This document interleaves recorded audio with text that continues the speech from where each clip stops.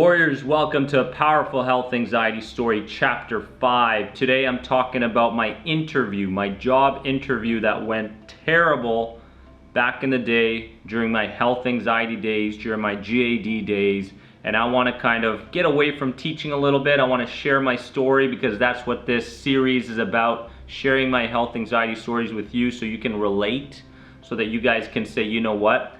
I'm not the only one that's suffering from this stuff. My anxiety is not something that's special. Thousands of people out there are going through what you're going through. So I hope you guys can relate to this story. Now there I was with a ton of anticipation anxiety. I was about to have a job interview and I really wanted to do well. I wanted to crush this thing. I wanted to get the job. You know, I've been preparing myself for a situation like that for a long period of time. And before I went for the job interview, I basically played out every scenario that could possibly go wrong in the interview. So I basically set myself up for failure right away. I thought about, you know, where's the office as far as where the interview is going to happen, and is it close to a bathroom in case I can ask to go for a bathroom break, even though that might destroy my chances of getting the job. I said, you know what, how am I going to talk myself through it? Should I take an Ativan pill before I get in to numb my feelings? Then I thought, you know what, if I numb my feelings, then I won't be able to talk properly. I won't be able to express myself properly. So I fought that idea. I basically played out every scenario that could go wrong before the interview happened. Okay, I set myself up. So there I was, driving in my car and super nervous about the whole situation, thinking, you know what, should I turn back? Should I just go home and keep living the life I am, comfortably fearful? And I said, you know what, I've got to do this. I've got to challenge this. I've got, you know, and so I basically came up with a ton of willpower. Just, we're gonna crush it, motivation, I can do this, all that sort of stuff. But there was no strategy behind it. There was no real dialogue with my subconscious. There was no getting to the core belief of what was causing these things. It was just, let's do it. And it really backfired, as you're gonna see in a couple minutes. So there I was driving, got to the place. The parking, of course, was a hassle. That the elevator stopped a little bit in between. That was a hassle. I had to wait 20 minutes, so that again caused anxiety. You see how our mind basically groups things around what's familiar, okay? And what I want you guys to understand is that when I used to have panic disorder, right, I would always have this panic disorder start in a certain area in my room that had certain paintings, quotes, colors, and things that really triggered more anxiety when I went into the outside world. So if I saw a blue painting or a quote or something, or someone's face, like I had an Arnold Schwarzenegger poster, and I was big on exercising and working out and, you know, being a professional tennis player and such. But there was some motivation there, but it in fact backfired. So every time I saw Arnold on TV, I was like, oh God, like, you know, there was a trigger there. It was unconscious. So that I needed to understand, that my mind grouped things together, and therefore when I wondered where the anxiety came from, I needed to understand that my unconscious never fell asleep. It was always taking notes. It always grouped things by trying to keep me safe around what's familiar. That's all it was trying to do, was trying to keep me safe from a threat. Okay? So there I was waiting in the waiting room, and there was a couple people as well waiting for the interview to happen, and this was a big position. I built myself up. The lady said, Dennis, come on in. And there I was, walking to the office, super nervous. By then I had sweat stains and I looked like I just played tennis in 40 degrees weather for like 5 hours. And I shouldn't have wore my blue shirt. I should have wore the white one, or the black one, even better. But there I was, and I could tell right away when I met the guy and I shook his hand and I said, hey, yeah, thank you. Thanks for the opportunity. He noticed right away that I was super nervous. He's like, are you all right? I'm like, yeah, I'm great. I'm good. Sweat stains, right? Flushed face, tension all over my body. I could feel it. My head was pulsating I could feel that my heart palpitations were getting stronger, and I was getting dizzier. The depersonalization basically kicked in big time. So even though he was talking, I was kind of 50% here, 50% there. So it was a tough experience, and we got going. The interview started. And so what makes you a good candidate for this position? Well, I've got loads of experience, and blah, blah, blah, blah, blah. Do you mind if I go to the bathroom for a few minutes? And I'll just be a couple minutes and I'll be right back. Thinking that, if I do this, I'll create some space between me and my critical mind, my tension, and maybe, just maybe, my anxiety will disappear so I can have a free-flowing interview. So I asked, and he replied, "Oh, okay."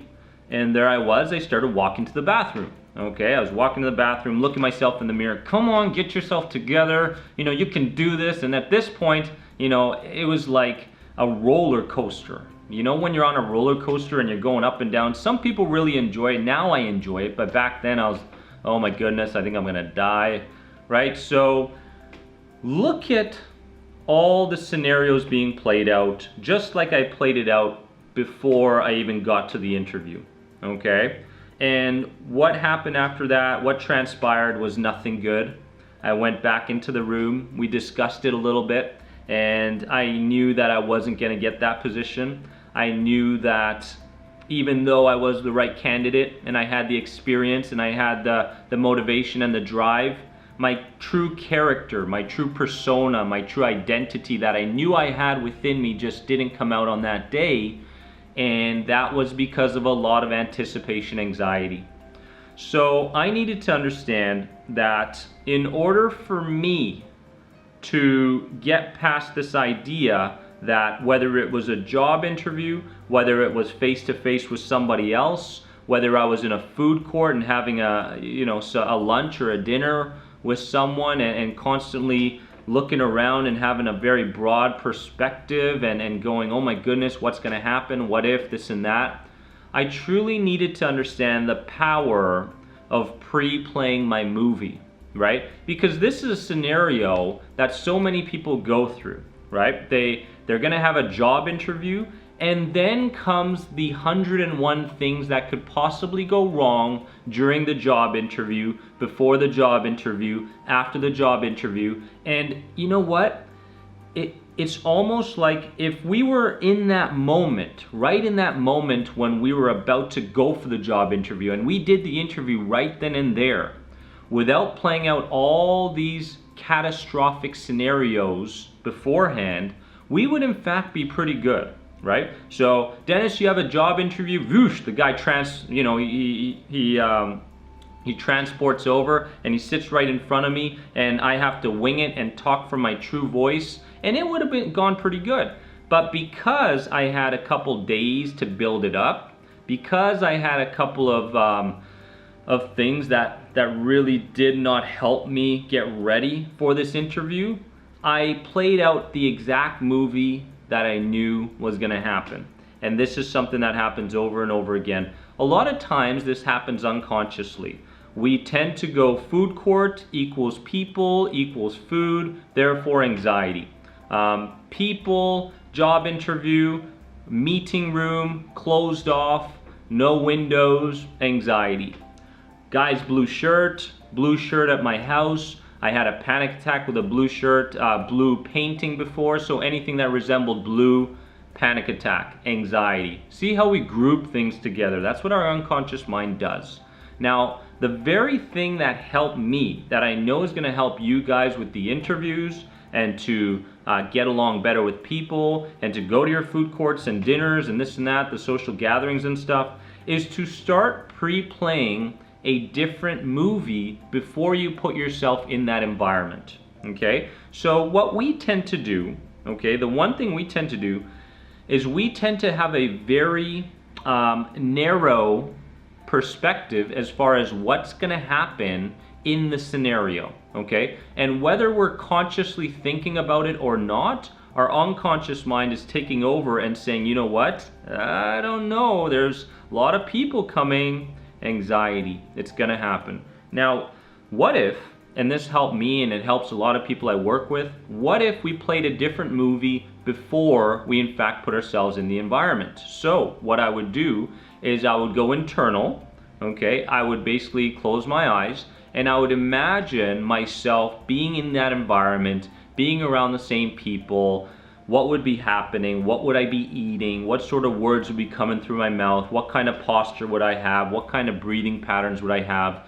And a lot of people go, Dennis, I'm not good with visualization. Well, get good at it, because you're visualizing every single day. You are in a trance every single day, no matter what. When you're watching TV, you are in a trance, visual imagery in your mind, okay? When you're about to go to sleep, you are in a trance. When you're talking to someone, you are in a trance. You're always in a trance, and you might as well consciously play out the images, the movies that you want to happen, rather than letting your subconscious mind take over and running movies that you don't want to happen deep down within your true voice, okay? So guys, what I would do is this. I would say, I've got an interview. And the night before I go to bed, I would in fact do this twice. The night before I go to bed, I would play out exactly how I want that interview to go. So I would see myself being taken into the interview room, very confident, and I would see the lady, being super nice to me and such, and then directing me into the room, and then therefore I would have a very firm handshake with my interviewee. And basically from then on I could see what kind of suit he was wearing, what kind of conversation we were going to have, what kind of questions he was going to ask me, how was I going to reply to those questions, everything. And then the interview would be fantastic. I would shake his hand, I would walk out with super confidence, and I would say, thank you so much for having me. Boom, done. Now your subconscious mind is becoming directed in a way where it's going to be productive and it's going to serve you rather than hurt you, okay? So very, very important. Then the next day, on the day of the interview, I would play out the exact same movie again. Exactly the same before I head out that door and actually do the interview, or go meet my friend, or go to that big social gathering, whatever it is. So guys, play out the movie, okay, and understand that, you know what, this interview story today that was based around what would happen and during my health anxiety days and such, it happens to everybody, right? Your story is not special in any way. There are so many people going through what you're going through, and in fact are keeping their anxiety alive because they believe that the more anxiety they have, the more worry they have, the more they know what to expect. And the more they know what to expect, the happier their subconscious mind is, because it loves what's familiar. But I can tell you one thing, progress can only happen outside of our comfort zone. Remember that. I'll say it again. Progress only happens outside our comfort zone. So visualization is not for you, and you're saying, I don't believe in that stuff. I don't believe in energy healing. I don't believe in the law of attraction. Believe it, because what you're going through right now is not working. The habits that you're running are not working. The thought patterns, the behaviors, it's not working. So guys, take this powerful health anxiety story, chapter number 5. Understand that I've gone through what you've gone through. I've overcome this stuff, and so can you. Get inspired, get driven, come up with a strategy, guys. And if you have any questions on the End the Anxiety program, I am right around the corner. Love you guys. You are more than anxiety. See you soon.